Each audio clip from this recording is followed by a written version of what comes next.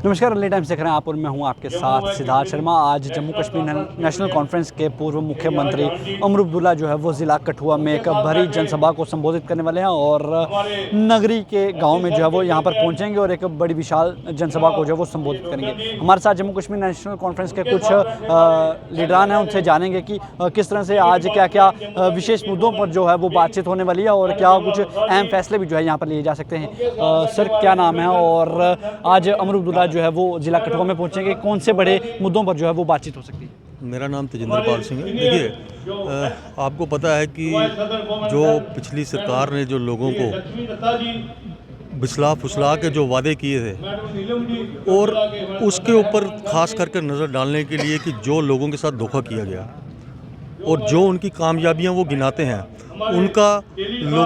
लोगों तक बताना कि जो उनकी झूठी कामयाबियां थी उसका पर्दाफाश करने के लिए आज उमर अब्दुल्ला साहब यहाँ नगरी के गांव में आ रहे हैं। हमें खुशी है और हम देख रहे हैं कि लोग कैसे इतनी गर्मी में, हालांकि पीछे बरसात इतनी है, कोई मैं आपको बयान नहीं कर सकता, पर लोग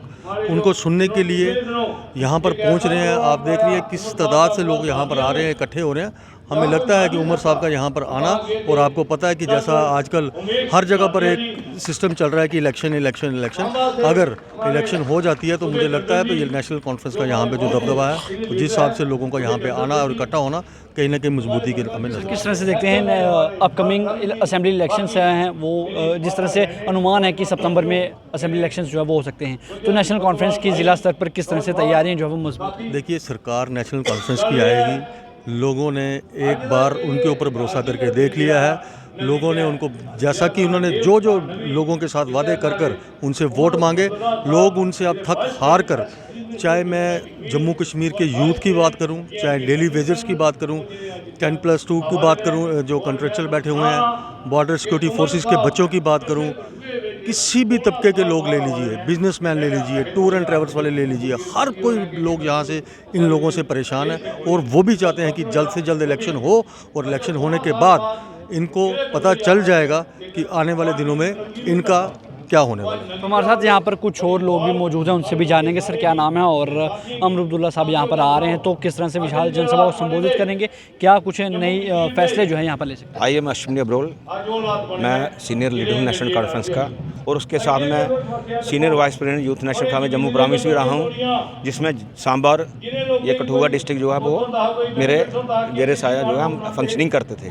यहाँ तक आपने सवाल पूछा कि साहब हमारे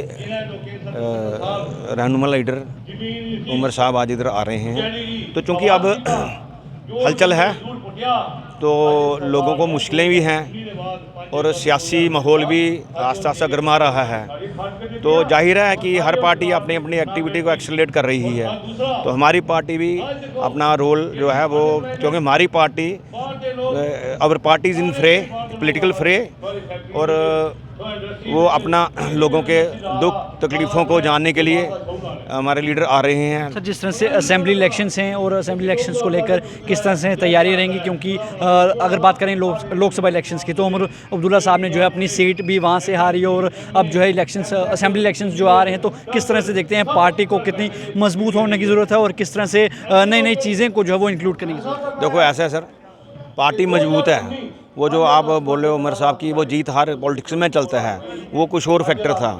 हमारी पार्टी पूरी ऑल J&K में इंटैक्ट है, हमारा कैडर हर जगह है। आप ये देखो, नगरी एक छोटी सी जगह है, यहाँ पे साहब का प्रोग्राम है, ये देखो लोग आए हैं, गैदरिंग साहब 10-15 मिनट में आ रहे हैं, तो ऐसा कुछ नहीं है। जीत हार तो वो रहती है पॉलिटिक्स में, बट अलबत्ता ये है कि हमारी पार्टी का ग्रास रूट पूरा इंटैक्ट है। हम ज़ोर शोर से लड़ेंगे और पूरी फाइट देंगे और अक्सरियत में आएंगे, क्योंकि अगर आप पिछला एनालिसिस कर लो पार्लियामेंट का, तो आपको लगेगा कि नेशनल कॉन्फ्रेंस ने कितनी कॉन्स्टिट्यूंसी पे लीड की है। तो अभी कितने बजे जो है उमर अब्दुल्ला साहब यहाँ पर पहुँचेंगे और किस तरह से स्वागत? आई थिंक सो उमर साहब इधर आई गए हैं, शायद मोड़ पे, पल्ली मोड़ पे पहुँच गए 2-4-5-10 मिनट में इधर होंगे। तो ये थे हमारे साथ नेशनल कॉन्फ्रेंस के कुछ तमाम लोग जो है, लीडरान हमारे साथ मौजूद थे, जिन्होंने कहा कि यहाँ पर कुछ ही पलों में जो है उमर अब्दुल्ला साहब जो है यहाँ पर पहुँचेंगे। एक आप मेरे पीछे देख सकते हैं कि विशाल जनसभा को संबोधित करने वाले हैं और यहाँ पर तमाम लोग जो हैं यहाँ पर अब्दुल्ला साहब को सुनने आए हैं, और जिस तरह से अपकमिंग असेंबली इलेक्शंस हैं और उसको लेकर भी कई सारी तैयारियां जो है वो लगातार की जा रही हैं। और जिस तरह से बात करूंगा कि असेंबली इलेक्शंस को लेकर तो लोकसभा इलेक्शंस में अमरूदुल्ला साहब ने अपनी सीट को हारा था, लेकिन यहाँ पर कुछ लीडरान ने कहा कि जिस तरह से लोकसभा इलेक्शंस में हार जीत तो चलती रहती है, लेकिन अब देखना ये होगा कि अपकमिंग असेंबली इलेक्शंस में वो अपनी सीट को निकाल पाएंगे कि नहीं निकाल पाएंगे। और आने वाले दिनों में देखना होगा कि नेशनल कॉन्फ्रेंस की सरकार जो है वो जम्मू कश्मीर में बनती है कि नहीं बनती है। और अंदाज़ा आपको बता दूं कि कुछ ही पलों में उमर अब्दुल्ला साहब जो है यहाँ पर पहुंचेंगे और यहाँ पर एक विशाल जनसभा को वो जो है संबोधित करेंगे। हरी टाइम्स के लिए सिद्धार्थ शर्मा, कठुआ।